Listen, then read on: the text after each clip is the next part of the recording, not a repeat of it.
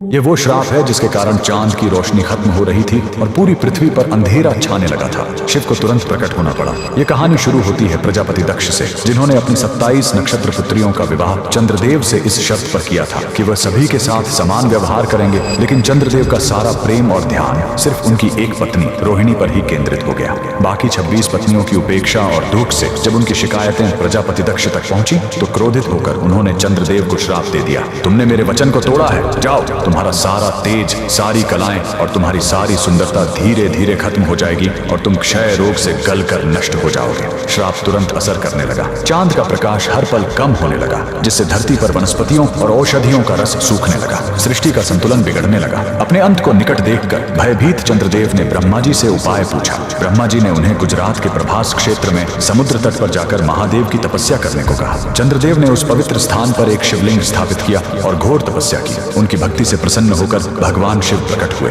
उन्होंने कहा, मैं दक्ष के श्राप को पूरी तरह खत्म तो नहीं कर सकता, लेकिन उसका प्रभाव कम कर सकता हूँ। शिव ने वरदान दिया, तुम कृष्ण पक्ष में 15 दिन क्षीण होगे, लेकिन शुक्ल पक्ष में 15 दिन फिर से पूर्ण हो जाओगे। उन्होंने चंद्र को अपने मस्तक पर धारण कर लिया और चंद्रशेखर कहलाए। और जिस ज्योतिर्लिंग की चंद्र ने पूजा की थी वो सोमनाथ, सोम यानी चंद्र के नाथ के नाम से प्रसिद्ध हुआ। और यही सोमनाथ मंदिर भारत का पहला ज्योतिर्लिंग आज भी गुजरात के वेरावल में उसी समुद्र तट पर शान से खड़ा है, जहाँ चंद्रदेव ने श्राप से मुक्ति पाई थी। लेकिन रुकिए, इस मंदिर का एक और रहस्य है। यहाँ मौजूद बाण स्तंभ यह बताता है कि यहाँ से लेकर दक्षिणी ध्रुव तक समुद्र के रास्ते में कोई जमीन नहीं है। भगवान शिव के भक्त कमेंट में हर हर महादेव जरूर लिखें।